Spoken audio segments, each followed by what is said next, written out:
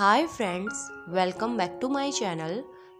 Last part में हमने देखा था वांगजी और विहिंग डाइनिंग हॉल की ओर चले गए थे। कुछ देर बाद सभी डाइनिंग हॉल में शांति से डिनर कर रहे थे, लेकिन वांगजी और विहिंग बार बार एक दूसरे को ही देख रहे थे। विहिंग हमेशा की तरह उसे देखकर मुस्कुरा रहा था, लेकिन सरप्राइजिंग तो ये था कि वांगजी के कोल्ड चेहरे पर आज एक प्यारी सी स्माइल थी। उन्हें ऐसे देखकर नी हुशान जिनशुआन से कहता है, क्या लगता है वांगजी ने कन्फेस कर दिया होगा? तभी जिनशुआन कहता है, जिस तरह से लेना गांगजी विहिंग को घूरते हैं, इससे तो कोई अंधा भी बता सकता है वो विहिंग से प्यार करते हैं। लेकिन विहिंग उस इडियट को इतनी सी बात समझ नहीं आ रही।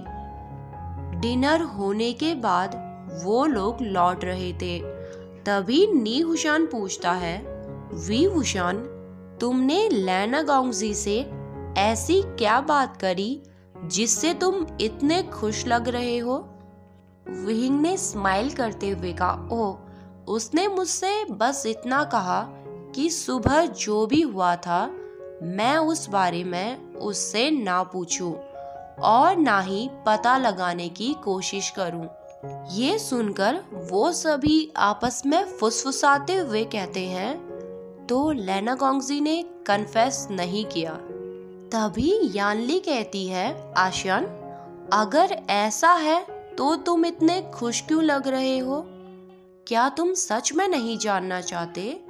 तभी विहिंग कहता है, ऐसा नहीं है सीजे, दरअसल बात ये है कि वो मुझसे डिस्टेंस बनाने की कोशिश कर रहा था और न जाने क्यों पर ये बात मुझे हर्ट कर रही थी।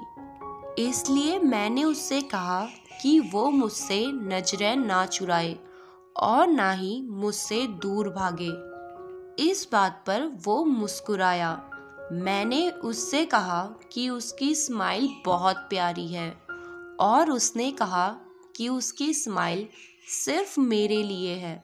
सच में सिजे, कभी कभी वो ऐसी बातें करता है जो मेरे बिल्कुल समझ नहीं आती। मुझे तो अब लगता है कि वो सारी लड़कियों को चुरा लेगा। इतना कहकर वो हंसने लगा। इस बात पर सभी के मुंह खुले रह गए थे। वो सोच रहे थे, सच में विहिंग बहुत बड़ा बेवकूफ है। वांगजी ने उसके साथ फ्लर्ट किया था एंड ये इडियट उसे कुछ और ही समझ रहा है। तभी जनशा गुस्से में कहता है, क्या तुम पागल हो विहिंग? यानली ने जनशा को चुप रहने का इशारा किया। तभी जनशा कहता है, मैं मानता हूँ सीजे, इनके बीच में मुझे नहीं बोलना चाहिए, लेकिन आप देख लेना ये बेवकूफ अकेला ही मरेगा। इतना कहकर जनशा गुस्से में अपना पाँव पटककर अपने रूम में चला गया। इधर विहिंग था जिसके पल्ले जनशा की एक भी बात नहीं पड़ी थी। उस दिन के बाद वांगजी और विहिंग पहले से ज्यादा करीब आ गए थे। अगर उनमें से किसी एक को देख लो तो इसका मतलब था कि दूसरा भी आसपास है। वो अक्सर अपना खाली समय वांगजी के सीक्रेट रैबिट के साथ खेलने में बिताते थे। क्लास में कोई भी अगर विहिंग के पास जाने की कोशिश करता तो उसे वांगजी की डेथ ग्लेयर का सामना करना पड़ता। पहले सभी को लगा कि वांगजी अच्छे ग्रेड पाने के लिए विहिंग के इर्द गिर्द घूमता है, लेकिन विहिंग को लेकर वांगजी के स्वीट बिहेवियर को देखकर सभी समझ गए थे कि आखिरकार बात क्या है। एक दिन विहिंग और वांगजी रैबिट्स के साथ खेल रहे थे। तभी विहिंग कहता है, लंजा, तुम हमेशा अपने क्लासमेट को देखकर ग्लेयर क्यों करते हो? वांगजी ने मन में आंसर किया, क्योंकि मुझे जेलसी होती है विहिंग। अब विहिंग कहता है तुम्हें उनसे दोस्ती करनी चाहिए।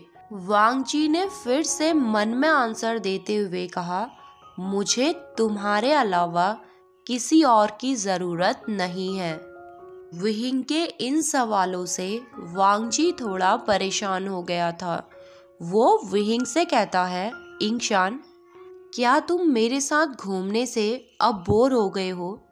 विहिंग ने कहा ऐसा कुछ नहीं है लंजा, तुम्हारे साथ रहने से मुझे बहुत अच्छा लगता है, पर मैं चाहता हूँ तुम्हारे और भी दोस्त हों जो तुम्हारी उम्र के हों। वांग जी ने कोल्डली कहा मैं उन्हें नहीं चाहता। अब वो मन में कहता है मैं बस तुम्हें चाहता हूँ। विहिंग एक्साइटेड होकर वांग जी के सामने एक ऑफर रखता है। ओ लंजा, कैसा रहेगा तुम एक और फ्रेंड बना लो, इसके बदले मैं तुम्हें कुछ रिश्वत दूंगा। वांग जी ने फिर से मन में कहा अगर मैं एक और फ्रेंड बना लूं तो क्या तुम जिंदगी भर मेरे साथ रहोगे? कुछ देर बाद सभी लोग क्लास में थे। विहिंग कहता है आज हम कॉर्प्स के बारे में जानेंगे, इसलिए आप सभी जोड़े में खड़े हो जाइए। वो वांग जी के पास गया और उससे धीरे से कहता है लंजा, जल्दी एक पार्टनर ढूंढ लो, इससे तुम्हें फ्रेंड बनाने में आसानी होगी। जंछा को पता था कि वांग जी के साथ कोई भी पेयरिंग नहीं करेगा, इसलिए वो वांग जी से बिना पूछे ही उसके बगल में आकर बैठ गया। क्लास में सभी के जोड़े बन गए थे, सिर्फ नी हुशान था जो अकेला रह गया था। वो पाउट बनाते हुए कहता है वे कुनबाई, मेरे पास पार्टनर नहीं है। इस बात पर विहिंग कहता है मुझे पता था ऐसा ही होगा, कोई बात नहीं, मैं तुम्हारा पार्टनर बन जाता हूँ। ये सुनकर वांग जी की आंखें गुस्से में बड़ी हो गई थी। इससे पहले कि वो कोई ऑब्जेक्शन उठाता, जंछा कहता है क्या तुम ये चाहते हो कि पूरी क्लास को पता चल जाए कि तुम्हें विंग पर क्रश है? मेरी ये बात समझ नहीं आ रही कि तुम मुझसे कन्फेस क्यों नहीं कर रहे। क्या तुम नहीं जानते वो बेवकूफ है, भले ही तुम उसकी ओर कितना ही अटेंशन दिखाओ, वो तुम्हारी ओर वैसे नहीं देखेगा जैसे तुम देखते हो। इसलिए अपनी आंखों का नहीं, अपने मुंह का इस्तेमाल करो और उससे अपनी फीलिंग कन्फेस करो। और हाँ, मैं तुम्हें ये सब इसलिए कह रहा हूँ क्योंकि सीजे को तुम पर ट्रस्ट है, इसलिए ज्यादा मत सोचना। वांग जी ने सैडली कहा मुझे नहीं लगता कि वो मेरे लिए फीलिंग रखता है, सिर्फ रिजेक्ट होने के लिए मैं उससे कन्फेस क्यों करूं? इस बात पर जंछा फ्रस्ट्रेट हो गया था। वो गुस्से में कहता है सच में, क्या तुम मेरे साथ मजाक कर रहे हो? तुम्हें क्या लगता है कि मैं बेवजह ही तुम्हें हिंट दे रहा हूँ? वो दोनों बात ही कर रहे थे, तभी विहिंग कहता है ओके एवरीवन, सब मेरी तरफ देखो। इतना कहकर उसने अपने आउटर रोब उतार दिए। अब वो सिर्फ अपने रेड कलर के इनर रोब में था। अब वो सबको कॉप्स के बारे में बताते हुए कहता है फियर्स कॉप बहुत खतरनाक होती हैं, उन्हें सर्वाइव करने के लिए सिर्फ सांस लेने की ज़रूरत होती है, वो बिना फूड और वाटर के जिंदा रहती हैं। विहिंग उन्हें कॉप्स के बारे में बता रहा था, लेकिन वांग जी की नजरें विहिंग की बॉडी में थी। वो सोच रहा था विहिंग रेड कलर में बिल्कुल परफेक्ट लगता है। इन रोब्स में उसकी कमर और भी उभरी हुई दिखाई दे रही है। वांग जी विहिंग को अपनी आंखों से ही खा रहा था। तभी जंछा जो ये सब नोटिस कर रहा था, वो गुस्से में कहता है यू बास्टर्ड, मेरे भाई की कमर से अपनी नजरें हटाओ। लेकिन वांग जी को जंछा की इस वार्निंग से कोई भी असर नहीं पड़ा। अब विहिंग सभी को उनके आउटर रूप उतारने को कहता है, लेकिन वांग जी की नजरें अभी भी उसकी बॉडी पर ही रुकी थी। तभी जंचा चिल्लाते हुए वांग जी का नाम लेता है, जिससे फाइनली वो रियलिटी में वापस आया था। उन दोनों को ऐसे देखकर विहिंग हंसने लगा। वांग जी भी अब अपने आउटर रूप उतारना शुरू करता है।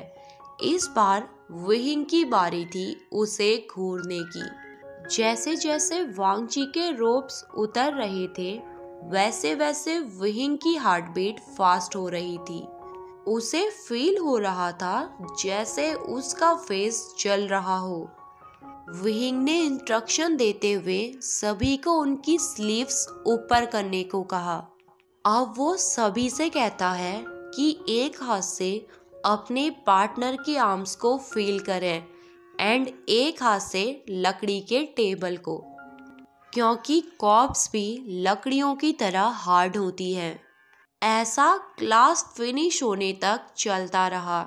इसी बीच लैन सिचेन भी एक बार क्लास पर नजर डालने आए और सभी को उनके इनर रोप में देखकर शॉक हो गए।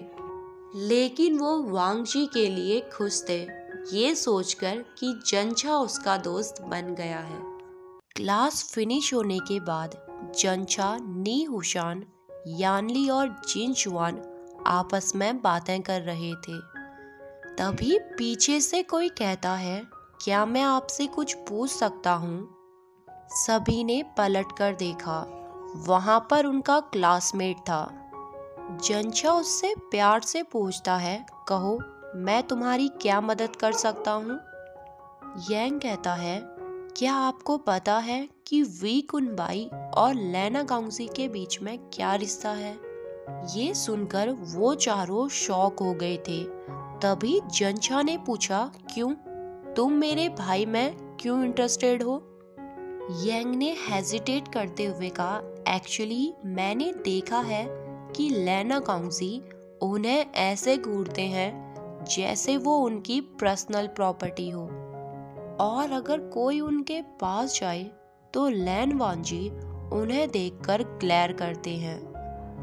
दरअसल हम डिनर के लिए विंग को इनवाइट करना चाहते हैं, लेकिन वांग जी के होते हुए ऐसा लगता है जैसे उन्हें इनवाइट करना तो दूर की बात है, हमें उनसे बात करने को भी नहीं मिलेगा।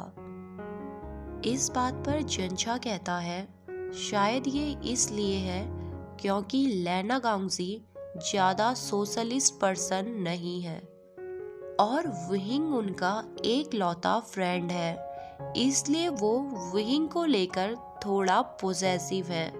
पर तुम चिंता मत करो, मैं उसे बता दूंगा। मास्टर यांग के जाने के बाद जंचा वांग जी को कर्ज करते हुए कह रहा था, ये इडियट कभी नहीं सुधरेगा।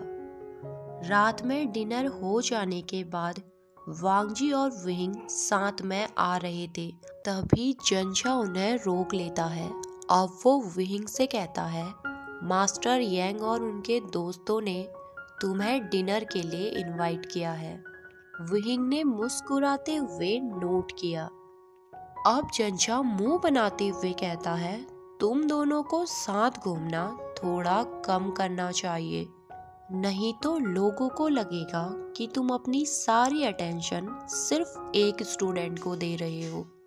विहिंग ने उसे टीज करते हुए कहा, ओके ओके जंचा, तुम्हें जेलस होने की जरूरत नहीं है।